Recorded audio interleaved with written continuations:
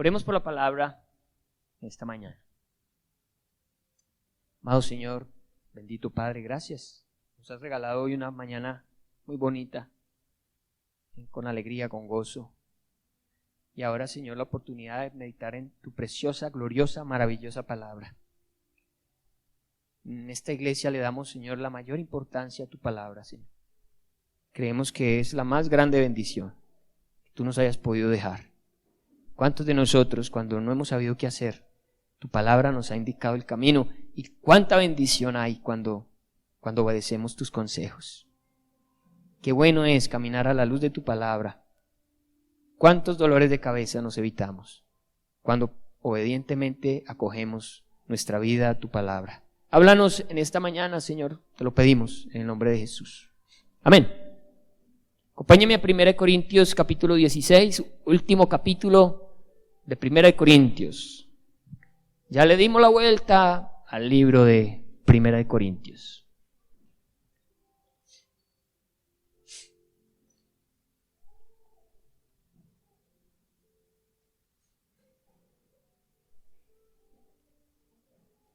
Terminamos hoy el capítulo 16, último capítulo. Y este capítulo es una porción práctica del Evangelio. El apóstol Pablo nos ha enseñado mucha doctrina, mucha teología, pero las cosas se deben aplicar. Debe haber un evangelio práctico. Vimos acerca del amor y vimos que el amor se ama con hechos, no con palabras, dice el Señor. Y bueno, 1 Corintios 16 es una forma de activar ese amor en torno a el dar del cristiano. Entonces acompáñenme a mirar los primeros 4 versículos. Creo que hoy vamos a usar estos 4 versículos para el tema. 1 Corintios 16, ¿lo tenemos todos? Amén. En cuanto a la ofrenda para los santos, haced vosotros también de la manera que ordené en las iglesias de Galacia. Bien. ¿Cómo es eso de la ofrenda para los santos? ¿De qué está hablando el apóstol Pablo allí en el versículo 1? Bueno, resulta que la iglesia nació en Jerusalén y nació siendo judía. Y recuerdan ustedes que el libro de los Hechos habla que era una iglesia de mucho amor, donde las personas que poseían algún bien lo vendían y lo traían a los discípulos y ellos repartían entre los que tenían necesidades. De allí que vendieron casas, terrenos y seguramente algún otro tipo de bien que ellos voluntariamente compartían con los que padecían necesidad. De alguna manera, muchos gobiernos han intentado eso, ¿no? Que haya equidad, que todos tengan por igual. Pero es que para lograr eso se necesita más que políticas. Se necesita realmente tener un corazón amoroso. El corazón del hombre es avaro, es egoísta. Siempre va a querer acumular para él. Por eso se ha intentado muchas veces aplicarlo en muchos lugares, en muchos países, y no ha funcionado. Eso es algo que solo Dios hace, que pueda funcionar. Pero esa iglesia tan bonita comenzó a padecer muchas cosas. La persecución por parte de los judíos, y al ser perseguidos muchos tenían que huir, dejar familias. Quizás en una casa solo había un creyente y los demás seguían siendo judíos, practicando su religión judía, que básicamente consistía en buscar la salvación por obras. El judío buscaba cumplir la ley. Creía que era la forma de ser justificado delante de Dios. Y bueno, sí, según la palabra, quien pudiera cumplir con toda la ley podía llegar a ser justificado. El problema era que si fallaba en tan solo una cosita, ya perdía la oportunidad. Y conociendo cómo somos los seres humanos, ¿quién se podía mantener sin pecar y poder ser justificado por la ley? Nadie. El único que lo logró fue Jesús. Y lo logró para que ya no operara así para usted y para mí. Ya no iba a ser por ley, ya no iba a ser por obras. Ahora era por fe, por acogernos a lo que Jesucristo hizo en la cruz. Entonces los judíos aborrecían el cristianismo, porque los cristianos decían que ya la ley no operaba, que lo de Moisés había quedado en el pasado, era un pacto que sí, Dios había hecho, pero ese mismo Dios lo había renovado, lo había cambiado, había hecho un nuevo pacto en Jesús. Y era un pacto mejor, porque era por gracia, era un regalo de Dios. Los judíos no estaban de acuerdo con eso y los persiguieron, los mataron. ¿Recuerdan ustedes a Esteban? Uno de los diáconos de la iglesia primitiva, muerto a pedradas. Y así muchos. Entonces la iglesia comenzó a padecer muchas necesidades, la iglesia de Jerusalén. Y también se profetizó una hambruna. Parece ser que esa hambruna, el capítulo, no recuerdo, en Hechos, se me va en este momento, se profetizó que vendría una hambruna sobre esa tierra. Y eso más o menos ocurrió en el año 40 después de Cristo, o sea, 10 años después de la muerte de Jesús. Llegó esa hambruna. Y imagínense, entonces complicó más la vida en Jerusalén. Entonces esos cristianos, la iglesia madre, ¿cierto? La iglesia de Jerusalén era la mamá de todas las iglesias que ya existían en ese tiempo. Y algo que nació en el corazón del apóstol Pablo era recoger una ofrenda en esas iglesias que él fundó y llevarla a Jerusalén para ayudar a mitigar la necesidad tan grande de los creyentes en Jerusalén. Hasta de los mismos apóstoles, porque los apóstoles no salieron de Jerusalén. Ellos se quedaron. Los que huyeron eran los otros cristianos. Pero ellos no, los apóstoles se quedaron en Jerusalén. Entonces la iglesia madre contaba con ellos allí. Y ellos tenían que llevar del bulto, como decimos nosotros. Pero el apóstol Pablo pensaba en eso y animaba a las iglesias para que reunieran una ofrenda y podérselas llevar. Entonces, ven ustedes que ya, según el texto, lo había ordenado en Galacia, en la iglesia.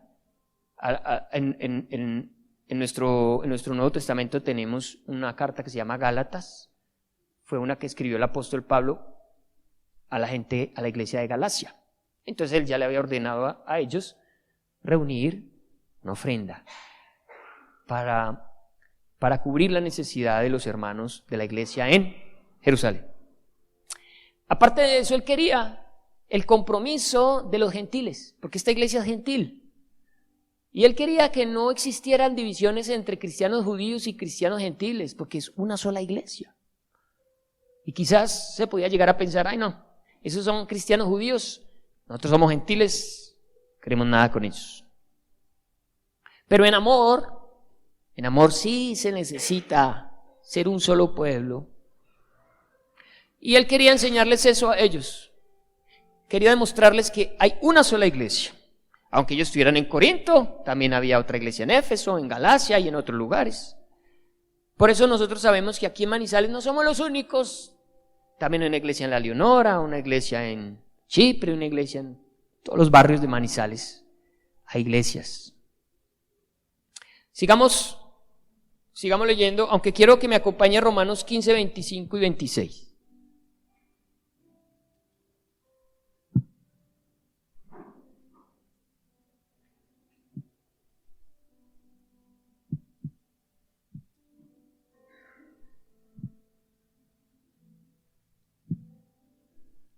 Dice allí: mas ahora voy a Jerusalén para ministrar a los santos, porque Macedonia y Acaya tuvieron a bien hacer una ofrenda para los pobres que hay entre los santos que están en Jerusalén.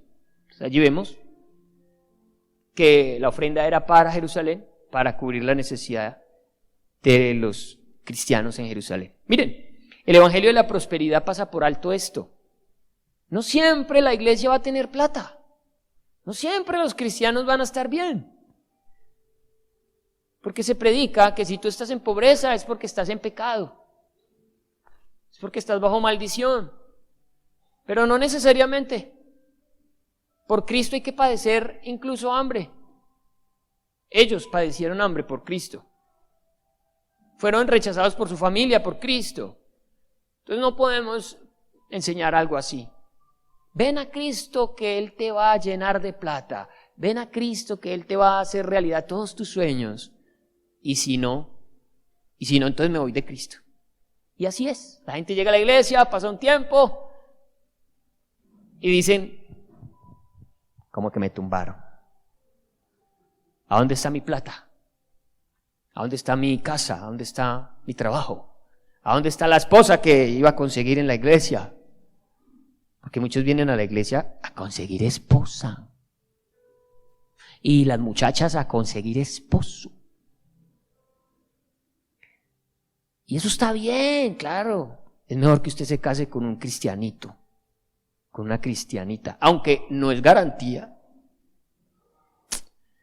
No es garantía de que a usted le va a ir súper bien en su matrimonio, no. Los matrimonios cristianos también tienen que ser probados. Pero miren, hay que ser obedientes. El Señor dice en su palabra, no os unáis en yugo desigual. No busquen novios por fuera. Si no le gusta ninguna de aquí el autista, pues vaya, dése una vuelta por la CCM. Muchachas, pero los de la CCM usan.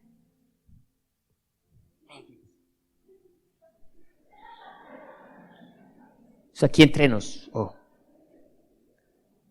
Pero bueno, gracias a Dios que muchos, la gran mayoría, casi todos, se han casado aquí entre los unos contra los otros. Y eso está chistoso, porque hemos casado parejas que uno ni jamás. Pero tú no se imagina, vea que la pena es como pa' aquella. Pero hay unos casados que uno no se imagina lo que Dios hace. ¿Cómo es que junto a estos dos? Pero ahí están. Gloria al Señor. Bendito Dios. Bueno, me perdí por hablar de estas cosas. Capítulo 16, 2 de Corintios, ¿sí o no? Vamos para el 2. Dice, cada primer día de la semana, y ahí hay que parar. Cada primer día de la semana. ¿Cuál es ese primer día de la semana? Bíblicamente el domingo. Yo por aquí anoté, pero no me acuerdo dónde lo dejé.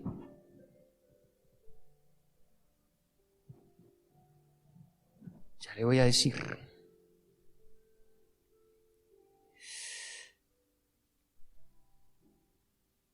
Padre Santo. Juan 20:19.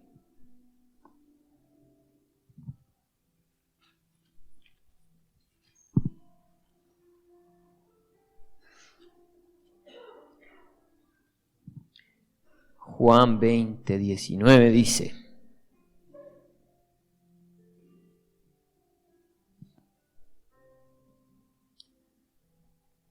Jesús se aparece a los discípulos. ¿Recuerdan que Él resucitó? Se apareció a sus discípulos y dice así: cuando llegó la noche de aquel mismo día, ¿qué día? ¿Qué día murió Cristo? Perdón, ¿qué día resucitó? Un domingo. Cuando llegó la noche de aquel mismo día, el primero de la semana, estando las puertas cerradas en el lugar donde los discípulos estaban reunidos, por miedo de los judíos, vino Jesús y puesto en medio les dijo: paz a vosotros. Noten que las puertas estaban cerradas, por eso sabemos que el cuerpo con el que resucitó Jesús no necesita llaves para entrar. Es un cuerpo que se puede tocar, pero también es un cuerpo que puede pasar puertas. Es un cuerpo extraordinario. Y es el cuerpo que vamos a heredar, ¿amén? ¿Amén? Ve, como que no. Es el cuerpo que vamos a heredar. Que se necesita fe para esto. Ojo con eso.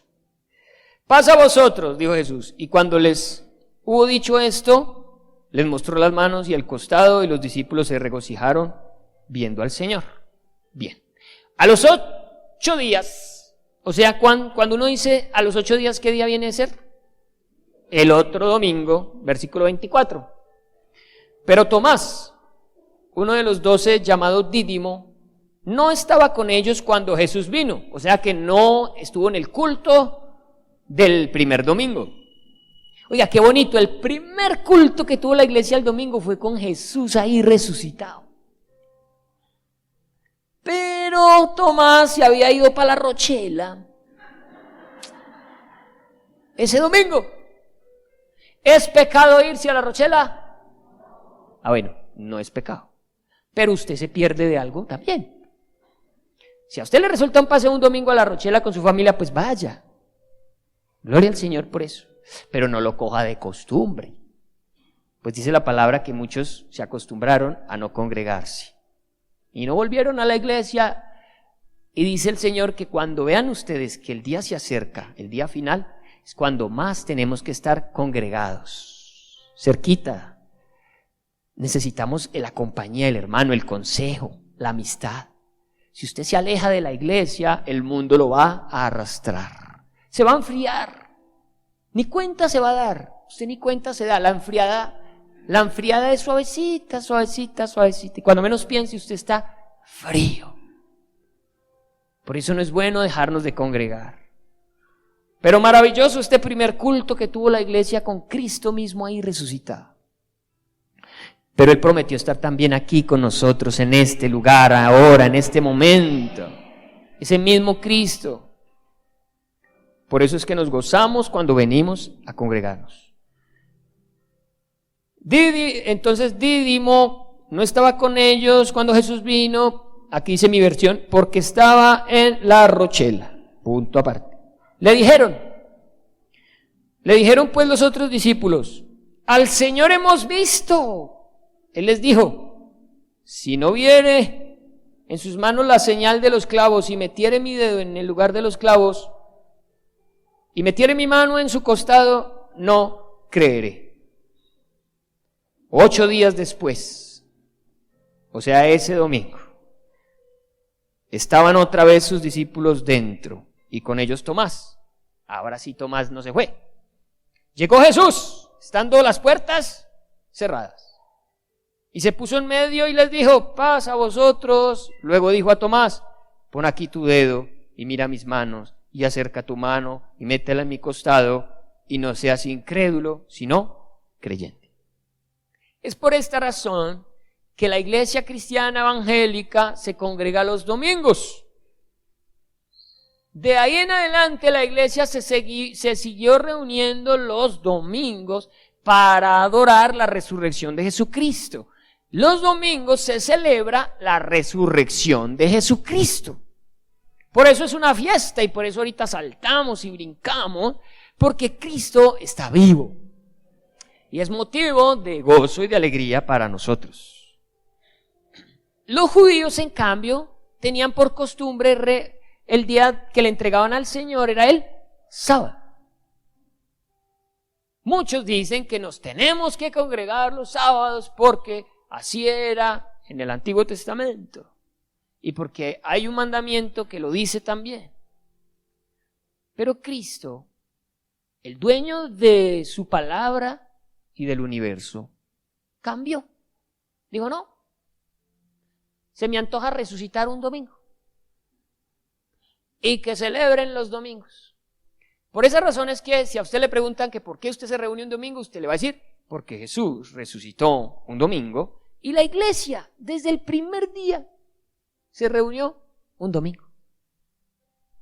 Y Cristo estuvo presente. Por lo tanto, nosotros nos reunimos considerando igualmente que Cristo cada domingo está presente. Vuélvase para 1 Corintios 16. Entonces vamos aquí. Cada primer día de la semana, o sea, el domingo, cada uno de vosotros ponga aparte algo. ¿Qué decimos aquí? Cada uno de vosotros. Es un llamado personalizado. No dice solamente algunos. Dice cada uno. Tanto el pobre, el más pobre, como el más rico, el que más tiene, está llamado a dar, a ofrendar. Cada uno de vosotros ponga aparte algo, según haya prosperado. ¿Cuál es la condición para dar? Según haya sido prosperado. Es decir, primero es Dios dando. ¿Lo ven ahí? Hay muchos que dan esperando recibir más, y no es la mentalidad. No se da para recibir más, se da porque ya recibí. Es de lo que hayas recibido. Aquí era cada semana. Algunos de ustedes lo pueden hacer cada mes. Quizás alguien lo pueda hacer cada semana. Lo ideal es, bueno, no digo lo ideal. Lo importante es apartar algo de lo que te da el Señor conforme has prosperado. Entonces aquí queda la pregunta, pastor, ¿pero no es el 10%? ¿La medida no es el 10%? Y bueno, resulta que para alguien muy pobre, el 10% significaría demasiado. Un 10% para alguien que siempre está tratando de completar, el 10% podría significar mucho. Y para alguien que tiene mucho dinero, el 10% sería algo muy, muy sencillo. Por eso el Señor dice, no, conforme hayas prosperado, vas a apartar una porción. Claro, una forma práctica es con el 10%. Es una forma práctica en donde uno echa cuentas y le saca el 10% al Señor. Y bueno, y se sabe que en el Antiguo Testamento el Señor pedía los diezmos. Pero cuando uno investiga un poquito más, el verdadero porcentaje que daba el pueblo judío no era el 10%. Se calcula que es el 23%. ¿Por qué?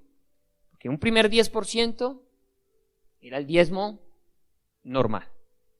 Un segundo 10%, a ver, yo tengo aquí un texto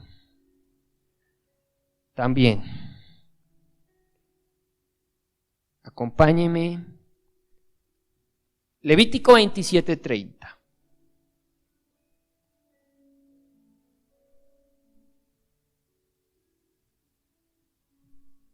Es bueno tener la claridad. Levítico 27:30.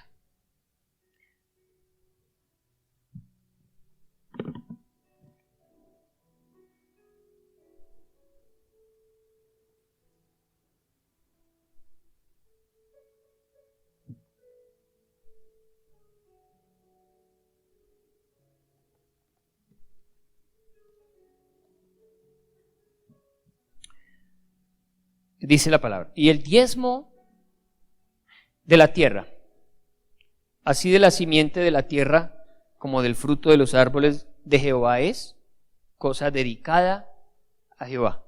Ese primer 10% es de la tierra. Sigamos, hay otro 10% más. Acompáñenme a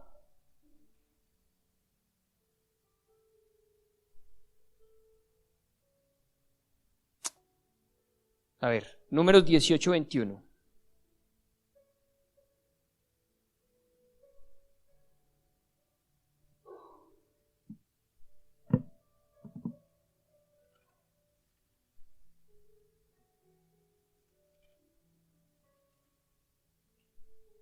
Lo que pasa es que por irme a jugar el cochino fútbol ayer, no hice la tarea bien y me quedó aquí mucha cosa enredada. Por eso el Señor dice que el deporte para poco aprovecha, pero la piedad para todo aprovecha. Entonces ahí me perdonan, y anoche pasé mala noche porque no sé qué tronco me dio en la rodilla y el dolor no me dejó dormir. Entonces esta mañana me levanté a estudiar, pero no, pues levántese con esa trasnochada. Pero téngame paciencia, tengo los datos.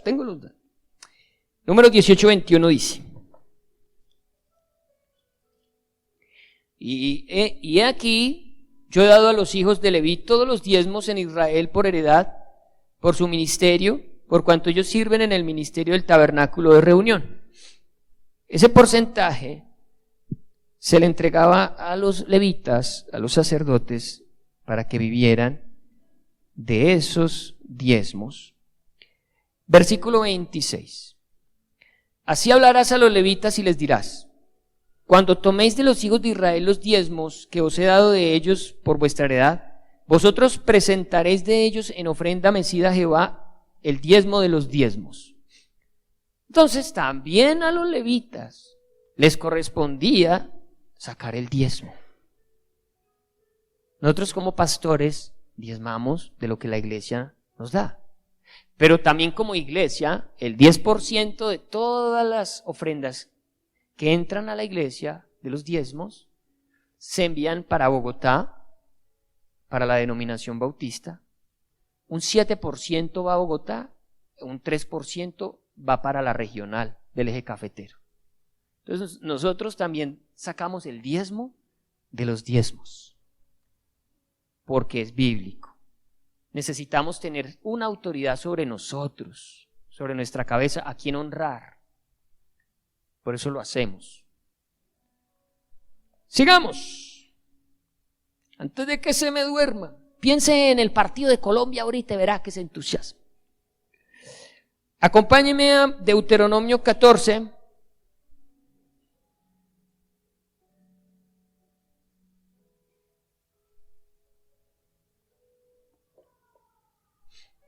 Tenemos el otro 10% aquí.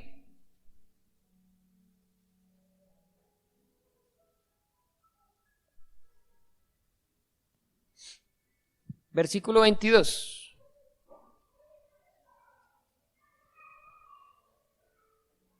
La ley del diezmo. Indefectiblemente diezmarás todo el producto del grano que rindiere tu campo cada año, y comerás delante de Jehová tu Dios en el lugar que él escogiere para poner allí su nombre. El diezmo de tu grano, de tu vino y de tu aceite, y las primicias de tus manadas y de tus ganados, para que aprendas a temer a Jehová tu Dios todos los días. Y si el camino fuere tan largo que no puedas llevarlo por estar lejos de ti, el lugar que Jehová tu Dios hubiera escogido para poner en él su nombre, cuando Jehová tu Dios te bendijere, entonces lo venderás y guardarás el dinero en tu mano y vendrás al lugar que Jehová tu Dios escogiere. Y darás el dinero por todo lo que deseas, por vacas, por ovejas, por vino, por sidra o por cualquier cosa que tú deseares, y comerás allí delante de Jehová tu Dios y te alegrarás tú y tu familia. Y no desampararás al levita que habitare en tus poblaciones, porque no tiene parte ni heredad contigo. Al fin de cada 3 años sacarás todo el diezmo de tus productos de aquel año y lo guardarás en tus ciudades, y vendrá el levita que no tiene parte ni heredad contigo, y el extranjero, el huérfano y la viuda que hubiere en tus poblaciones, y comerán y serán saciados, para que Jehová tu Dios te bendiga en toda obra que tus manos hicieren. Noten que el siguiente 10% tiene que ver con el ganado.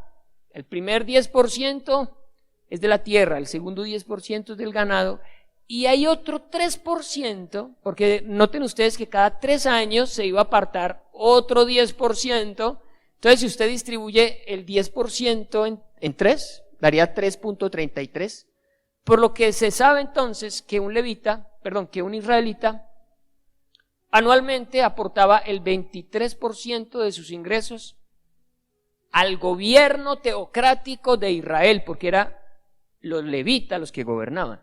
Básicamente vendría a ser como un impuesto. Incluso así lo sentían ellos. Pasó de ser algo voluntario, agradable, a convertirse simplemente en el impuesto. Pero no era solamente un 10%, se habla de un 23%. Pero la medida en el Nuevo Testamento está más ligada al amor. No quiere el Señor que su pueblo dé como cuando se pagan impuestos. Y la ofrenda en este lugar no debería ser tenida como un impuesto. A veces cuando apartamos de lo que el Señor nos da, podemos llegar a hacerlo con tanta tristeza como si estuviéramos pagando un impuesto. Pero la ofrenda para los santos es movida por amor. Y en el amor usted no puede calcular un 10%. Puede ser menos. Con el amor puede ser mucho más. Básicamente la medida en el Nuevo Testamento es conforme hayas prosperado. Muchas personas no tienen demasiado que dar. Y de ahí toman una porción, ojo, con alegría para el Señor. Pero habrá quizás alguien que le haya ido tan bien, que ha cubierto todas sus necesidades, incluso se ha dado lujos de muchas cosas. Y esa persona por amor debería decir, voy a apartar esto para el Señor. Ya no hay en la mente tanto un 10%. Sabemos que aquí recibimos diezmos, ofrendas y primicias, como por darles nombres a las cosas que entregamos para el Señor. Pero delante del Señor todo eso es una ofrenda de amor. Llámele diezmo, llámele ofrenda o llámele primicia. Quizás lo que hemos hecho es, bueno, el diezmo es legal. La ofrenda es algo de mi corazón. Y la primicia también. Pero no, el diezmo no es legal. No hagamos esa división en nuestro corazón, no.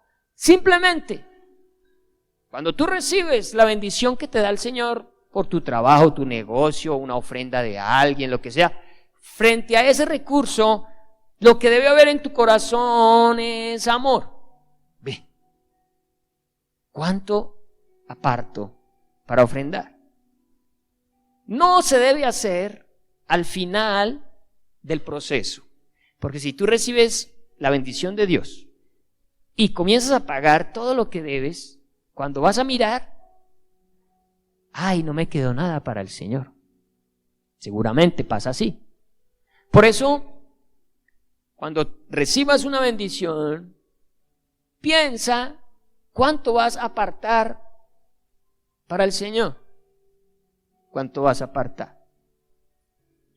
Los santos en Jerusalén eran la iglesia y habían sacerdotes que eran los apóstoles y ese dinero iba para ellos. Aquí como iglesia, ustedes sostienen el ministerio de nosotros los pastores, sostienen el servicio de muchos hermanos, sostienen el pago de los servicios, el sostenimiento de los equipos, son muchas cosas. Pero usted no solo da acá para la iglesia.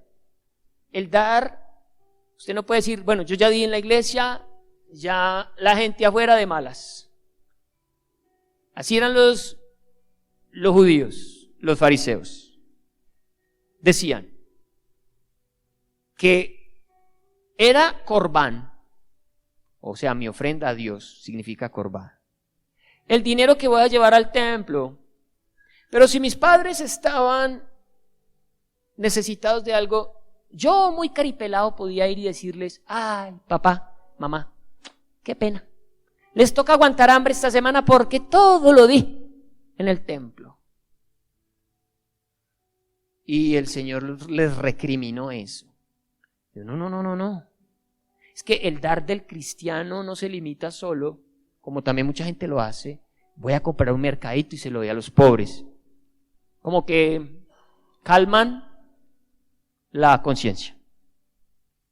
No, el dar del cristiano está en todo lo que tú eres. Y ahorita vamos a ver lo que los macedonios eran ejemplo. Dieron recursos económicos, pero dice también el apóstol Pablo, se dieron a sí mismos, se ofrendaron a sí mismos. Es tan maravilloso ver a la gente ofrendada para Cristo, cuando vienen y nos acompañan con un vehículo porque vamos para algún lugar, cuando vienen y barren y trapean y arreglan un baño. Eso es un dar, es una ofrenda. Con eso glorificamos al Señor. Nuestro dar está en todo nivel. Y tú tienes que ser generoso con Dios, pero también con tu esposa, con tus hijos, con tu familia, con los amigos. Un corazón generoso. El dar del cristiano va movido por el amor. ¿Cuánto amas tú este lugar? ¿Cuánto valoras esta casa? Bueno, cada vez que tengas una bendición, piensa. Bueno, mi iglesia para mí significa esto. El servicio de los hermanos en la iglesia, ese lugar. Y ya quizás ese pensamiento del 10% o lo que sea, ya no va a ser tu directriz. Yo creo que es más maravilloso cuando lo haces con otra conciencia, con la conciencia de dar por amor. Puede ser el 5%, pero puede ser más significativo delante de Dios que un 10% de mala gana. Y cuando un cristiano entra en esa dimensión del dar, le queda tan fácil dar en todas las áreas de su vida. Pero el que le cuesta, se la pasa todo el tiempo atesorando para sí. Pero no es el consejo bíblico en el Nuevo Testamento, sino que cada primer día de la semana, por eso nosotros aquí recibimos la ofrenda el domingo, aunque también los jueves, hay personas que la traen los jueves. Cada primer día de la semana, cada uno de vosotros ponga aparte algo. Es un ejercicio. No es que tú vienes aquí y dices, ay, verdad, la ofrenda, ay, ¿cuánto doy? Venga. Ah, mira, solo traje lo del pasaje. No, será irme a pie. No, eso no es así. Cuando tú vas a darle a alguien algo a quien amas, lo escoges. Te pegas la patoneada por toda la 23 buscando el regalo, y luego el empaque, y luego el moñito, y luego la tarjeta. Y puede ser una chocolatina, pero usted la empacó como si eso fuera un reloj Rolex. Y el que recibe esa chocolatina ve eso, ve ese amor, ve ese gusto, ve esa intención. Para el Señor hay que apartarlo con tiempo. Cuando lo recibas, apenas lo recibas, es en ese momento cuando tú apartas, mételo en un sobrecito aparte, debajo del colchón, yo no sé dónde. Y cuando llegue el día, lo traes, lo apartas y dices, no cuento con esto. Esta es mi ofrenda de amor, ya. Pero quizás también lo tengas que hacer con otras cosas. Y esto lo quiero, esto es para un par de medias que le quiero dar al hermano tal, que lo vi pecuequiendo. Usted le compra esas medias al hermano. Este es para un desodorante Rexona, que en una alabanza y una oración casi me matan.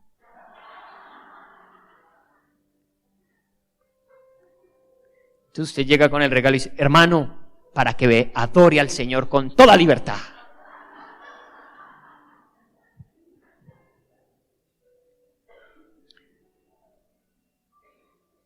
Ponga aparte algo. Miren, es que no dice ponga aparte el 10%, el 15%, el 20%. No. Hay gente que ha aprendido a dar pasados de porcentajes. Como también hubo una mujer, una ancianita que dio 2 blancas, ¿no?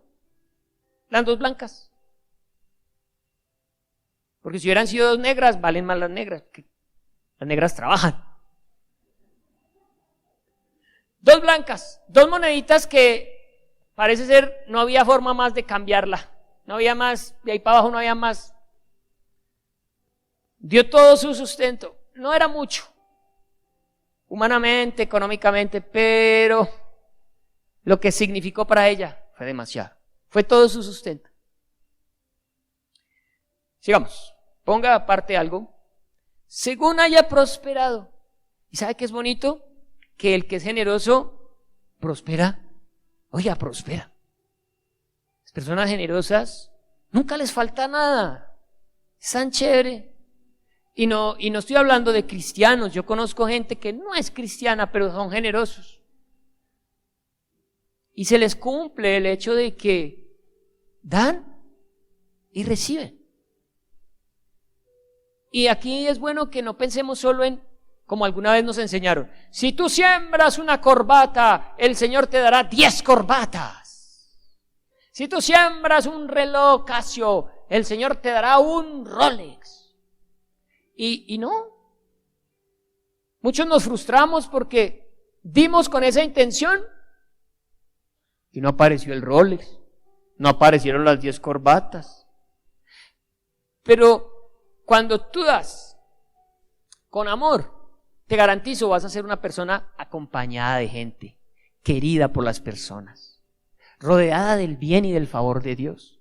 No solo pienses en que vas a tener más dinero, sino que una persona así, es una persona tan querida, es una persona que si uno lo ve varado en la calle, para a desbararlo.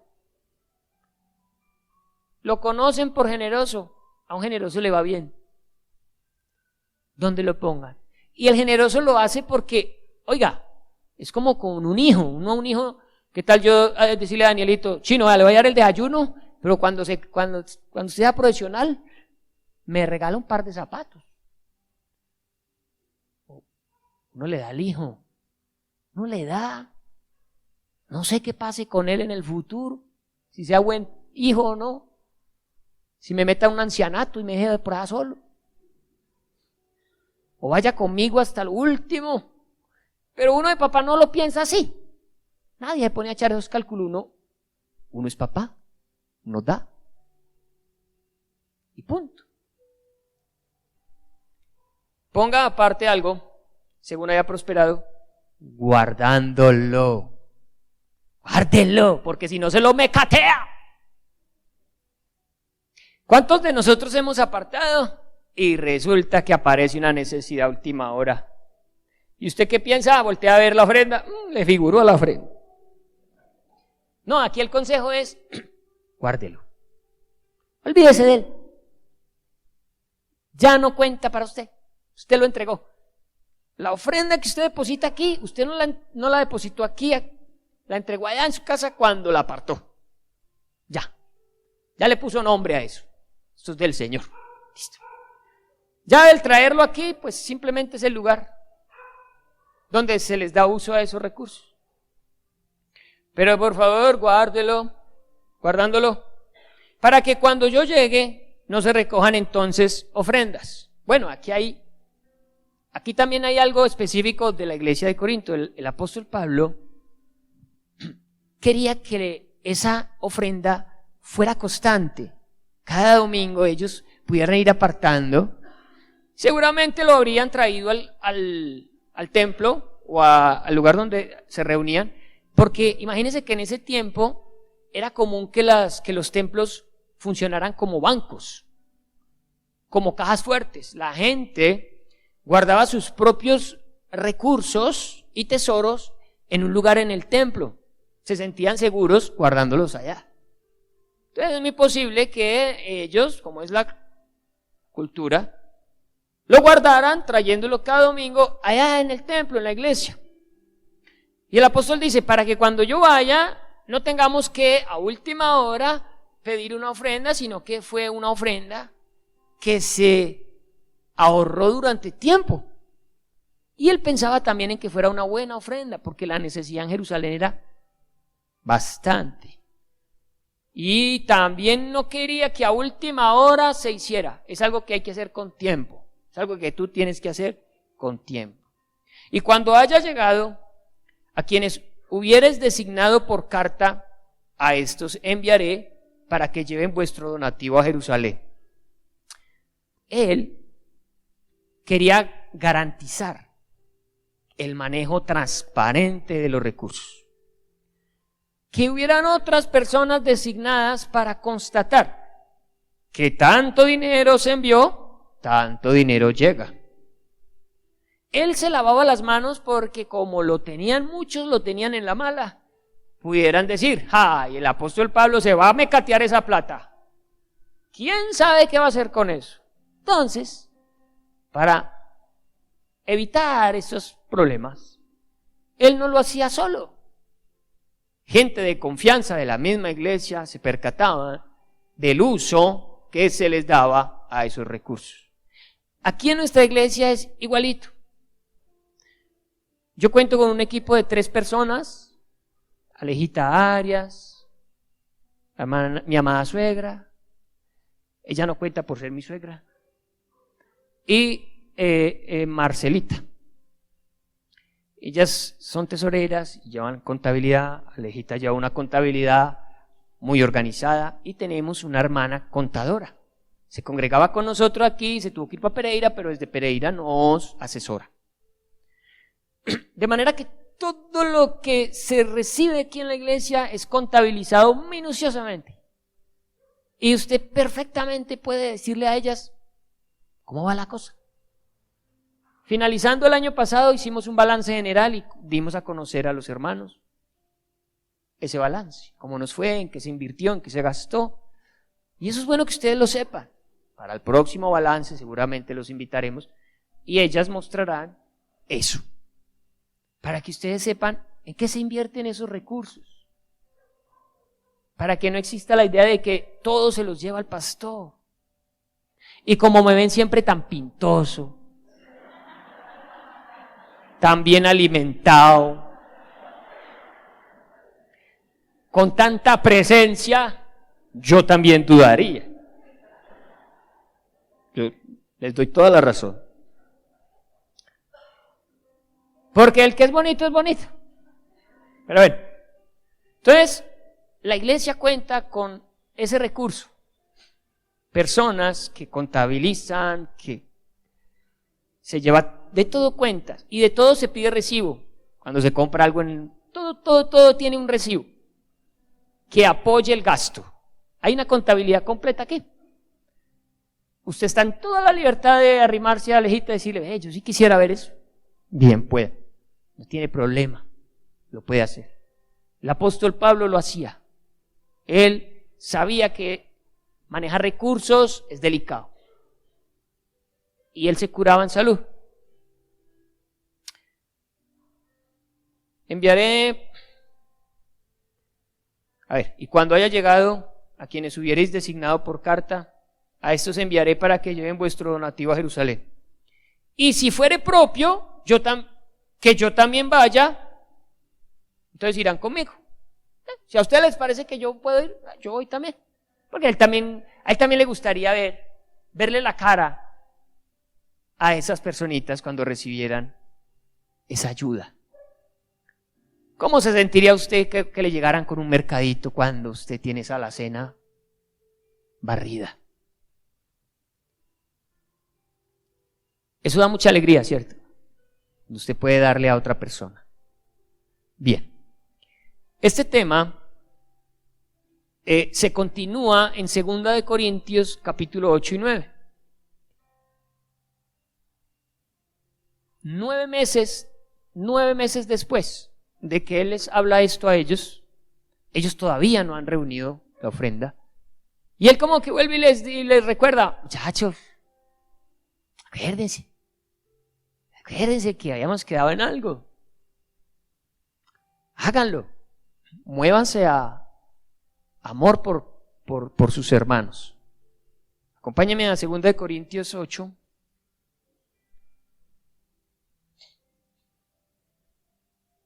Esta carta se calcula que fue más o menos, sí, un año después de la primera carta. Y esta carta buscaba mirar, bueno, ¿cómo les habrá ido a estos corintios, hombre? ¿Será que sí mejoraron en todo lo que les enseñé en la primera? Y bueno, y en la segunda hay unas conclusiones interesantes y otras muchas cosas que aprender. La verdad, en este momento no sé si continuar con 2 de Corintios o ver el Evangelio de Lucas. Quizás veríamos el Evangelio de Lucas y más adelante 2 de Corintios, no lo sé. Estoy pensándolo. Porque mirar los Evangelios nos entrega una óptica de Cristo muy especial. A veces nos olvidamos del Cristo que predicamos. Se nos olvida que el eje central es Cristo. Entonces, cuando uno va a los Evangelios, es como tener a Jesús ahí. Sus palabras, sus consejos, sus acciones, ahí, recordándonos. Por eso quizás pasemos a estudiar el Evangelio de Lucas. Y se nos va a llevar muy buen tiempo. Hay mucho que aprender de Lucas. Pero bueno, ahí vamos. 2 de Corintios 8 dice: Asimismo, hermanos, os hacemos saber la gracia de Dios que se ha dado a las iglesias de Macedonia, que en grande prueba de tribulación, la abundancia de su gozo y su profunda pobreza abundaron en riquezas de su generosidad. Resulta que el apóstol Pablo tenía algo que nosotros debemos imitar. Es que él no le habla mal a una iglesia de otra. Él le habla a una iglesia lo bueno de la otra iglesia, pero lo malo se lo reserva. Creo que nosotros somos muy buenos siempre para exaltar lo malo de las personas. Pero una persona que ama, una persona transformada por Cristo, buscará siempre hablar de lo bueno que tiene la persona. Lo malo lo habla con la persona. Y lo bueno se lo comunica a los demás. Quizás hacemos al revés. Le echamos flores a la persona presente, pero rajamos de ella cuando no está. Háganlo al revés. Hable bien de las personas cuando no estén. Diga lo bueno. Y lo malo, llame a esa persona aparte y dígale lo malo. Mira, me molestó esto, me parece que aquí. Y eso edifica. Lo otro no edifica. Nos acostumbramos al cuchicheo, al chisme, a hablar mal de la gente. Y eso es algo que queremos extirpar, sacar de nosotros. Pasémonos a esta visión, acostumbrarnos a hablar lo bueno. Sabemos que no todos somos perfectos, pero exaltemos lo bueno de la persona, por favor. Hágalo y verá. Eso es bendición. Acostúmbrese a hacerlo. Y si tienes algo contra tu hermano, dice la palabra, ve tú y él a solas y habla con él.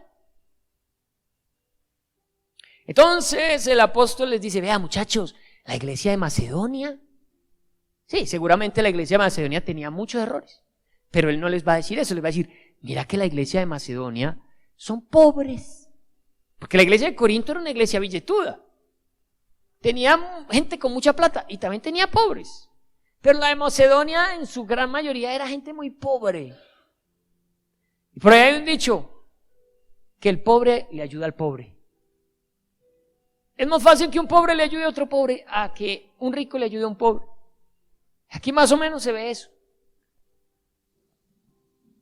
Macedonia era una iglesia muy pobre, pero cuando se enteraron de que estaban reuniendo unos fondos para enviarle a los santos en Jerusalén, le dijeron al apóstol, ay, nosotros, ay, venga, déjenos participar. Apenas el apóstol Pablo los ve, con la ropa rota, los zapaticos acabados, desayunados con aguapanela y tostada. Entonces, por Dios, ¿qué podrán ofrendar? Pero dice que le insistieron. ¡Ay, vengo! Cuando se libra uno de un regalo, ¿sí? Ay, siquiera no nos invitaron. Pero no, estos se puchaban para dar. Versículo 2. Que en grande prueba de tribulación, la abundancia de su gozo y su profunda pobreza abundaron en riquezas de su generosidad. Pues doy testimonio de que con agrado han dado conforme a sus fuerzas y aún más allá de sus fuerzas. Padre bendito, ¿cómo harían? De más que la tostada ya iba sin mantequilla. Dijeron, no, pues vamos a desayunar agua panela y tostada y ya no le echamos mantequilla, para ofrendar la mantequilla para allá. Tendría que ser algo así. Pues doy testimonio de que con agrado han dado conforme a sus fuerzas y aún más allá de sus fuerzas, pidiéndonos con muchos ruegos que les concediésemos el privilegio de participar en este servicio para los santos.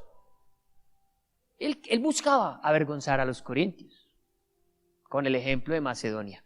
Sí, buscaba que se dieran cuenta que había gente llevada, pero con un deseo de dar.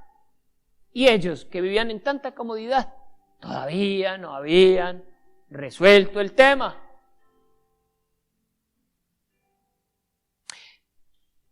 Y no como lo esperábamos, sino que asimismo se dieron primeramente al Señor y luego a nosotros por la voluntad de Dios. Miren, se dieron ellos mismos, es decir, no fue solo la mantequillita. Ellos se entregaron en servicio a la iglesia y al apóstol. Y se habla de dos personajes. El apóstol no los menciona aquí, pero los tiene en la mente, y el texto en Hechos y en Filipenses nos dice quiénes son. ¿Les gustaría saber quiénes son? Y cuando terminamos, antes de que se me duerman, acompáñenme. Vamos a ver el primero. Yo creo que se están durmiendo es por el piano. Están arrullados. No se duerman. Dice,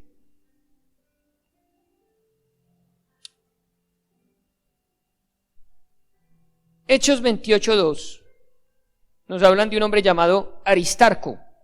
Aristarco es de la iglesia de Macedonia.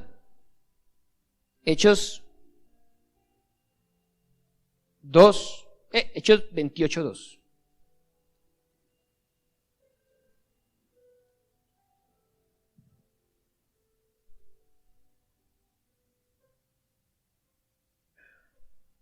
Ay, Padre.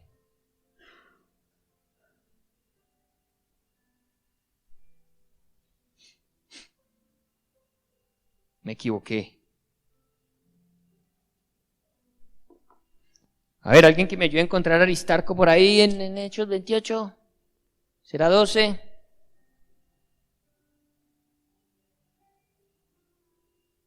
Eso le pasa a uno por no preparar la prédica bien, ¿sí ve?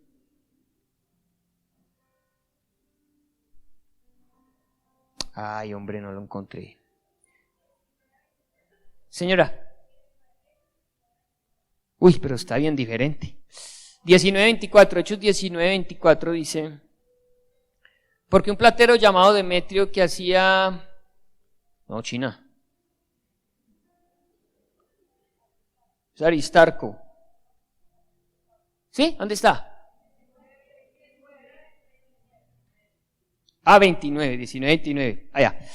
Y la ciudad se llenó de confusión y a una se lanzaron al teatro arrebatando a Gallo y a Aristarco, macedonios, compañeros de Pablo, y queriendo Pablo salir al pueblo, los discípulos no le dejaron. También algunos de las autoridades, pero no, yo creo que no. Es algo más específico.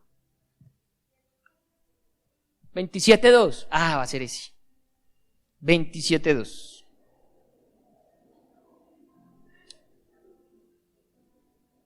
Y embarcándonos en una nave adramitena que iba a tocar los puertos de Asia, zarpamos estando con nosotros Aristarco, macedonio de Tesalónica. En fin. Aristarco acompañó a Pedro en todas esas aventuras. Era macedonio, ¿listo? Ay, ¿A Pablo? No, yo era para despertarlos.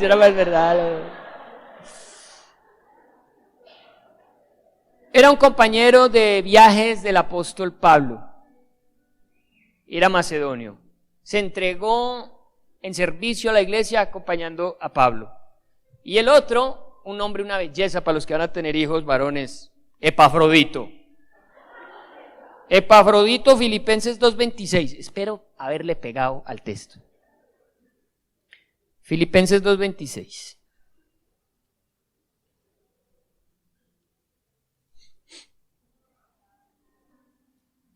Epafrodito dice, del 26 al 30. Porque él tenía gran deseo de veros a todos vosotros y gravemente se angustió porque habíais oído que había enfermado. Pues en verdad estuvo enfermo a punto de morir. Ahí están hablando de Epafrodito en el versículo 25, vuelva para el 25. Dice, 25, mas tuve por necesario enviaros a Epafrodito, mi hermano y colaborador y compañero de milicia, vuestro mensajero y ministrador de mis necesidades, porque él tenía gran deseo de veros a todos vosotros y gravemente se angustió porque habíais oído que había enfermado. Se enfermó él y se preocupó por los otros. Ay, se van a enterar de que estoy enfermo y se van a preocupar. Como cuando nos enfermamos nosotros y decimos, ay, nadie se ha enterado que estoy enfermo ni me han venido a visitar. Pues en verdad estuvo enfermo, a punto de morir. Pero Dios tuvo misericordia de él, y no solamente de él, sino también de mí, para que yo no tuviese tristeza sobre tristeza. Así que le envío con mayor solicitud, para que al verle de nuevo os gocéis, y yo esté con menos tristeza. Recibidle, pues, en el Señor con todo gozo, y tened en estima a los que son como él. Este era otro macedonio. Entonces el apóstol está diciendo, mire, los de Macedonia se dieron con todo, con la mantequilla y también sus vidas al servicio de la causa del Señor. Terminemos. 2 Corintios 8, el jueves yo creo que terminamos del todo esta parte. Dice,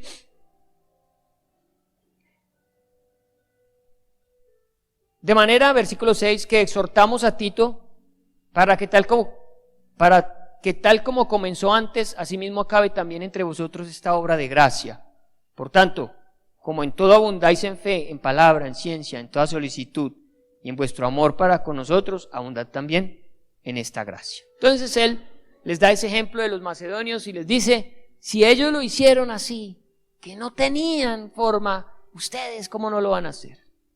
Iglesia, el dar en medio de nosotros debe ser un dar en amor. ¿Sí? No nos limitemos a porcentajes. Si no te alcanzó para el 10%, asegúrate que lo que vas a darle al Señor sea digno de Él. Asegúrate de que lo estés dando con amor. Si a ti no te nace, no lo hagas. Aquí a nadie se le dice, ven hermano, ofrenda, entrega tu plata aquí para que yo pueda pasar bueno a la Rochela. No, a nadie.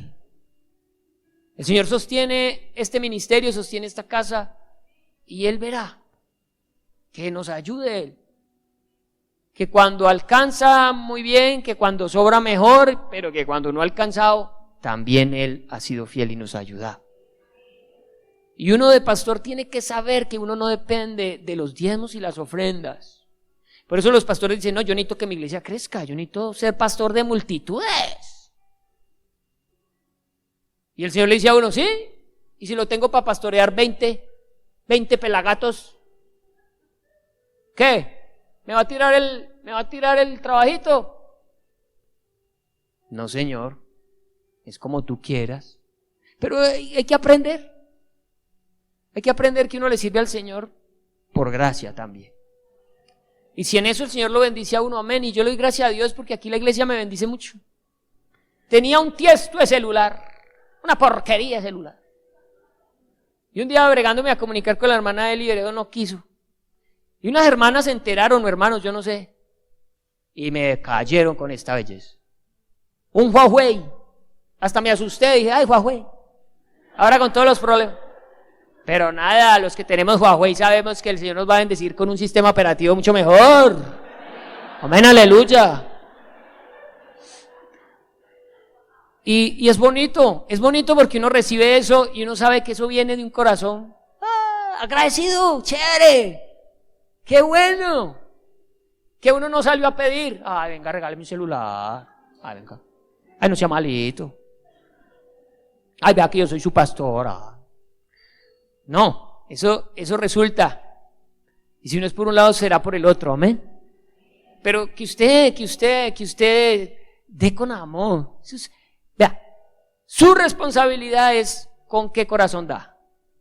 La nuestra es administrar con sabiduría, pero la suya es dar con amor. Mucho, poquito, nada, pero con amor. Eso es lo que importa, iglesia. Espero que esto haya cambiado la mentalidad de muchos en torno al dar, ¿sí? Y que el Señor los bendiga grandemente. Póngase de pie, vamos a orar. Vamos a prepararnos para el partido. Aunque bueno, iglesia, tranquilos que si perdemos no pasa nada. Estamos relajados. Como los buenos estudiantes que llegaban al examen final, relajados. ¿Cuántos fueron buenos estudiantes aquí, honestamente, que llegaban relajados? Hacían eso, qué bueno. ¿Cuántos llegaban al examen final necesitando un 10, un 5? Ya María, qué pecado. Arrepiéntanse.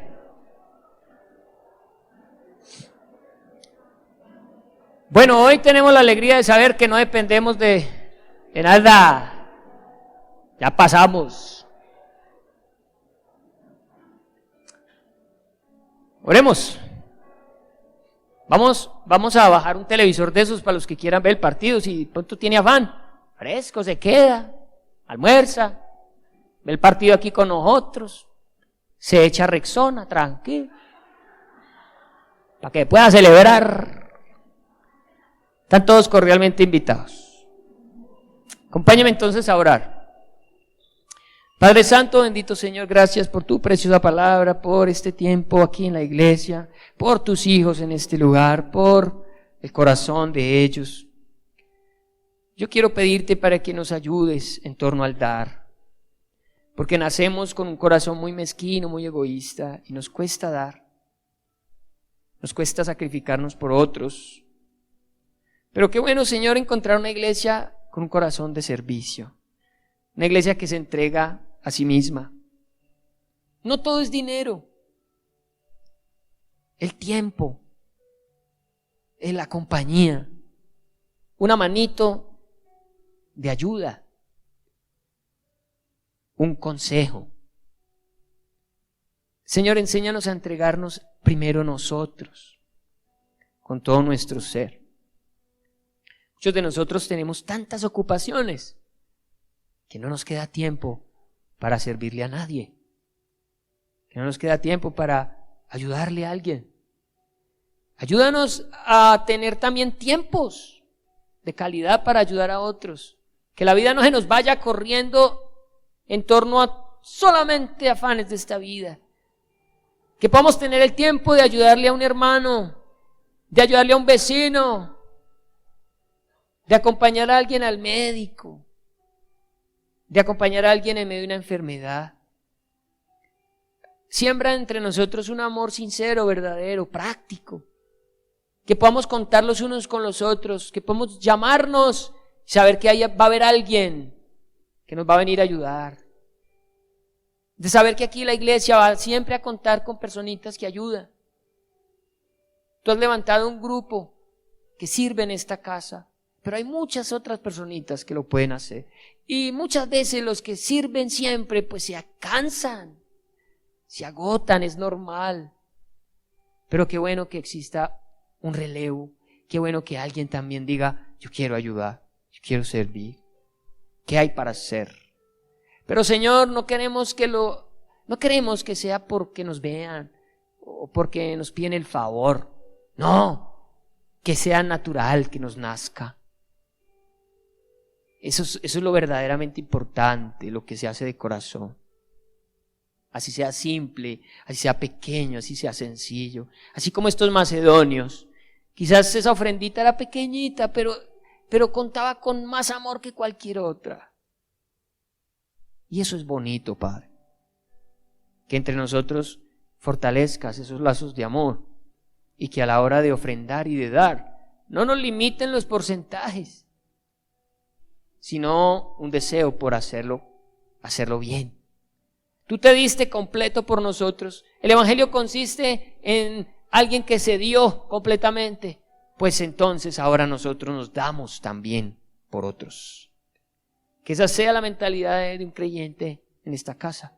Alguien que siempre piensa en los demás, en servir al otro, en un transporte, en cualquier necesidad.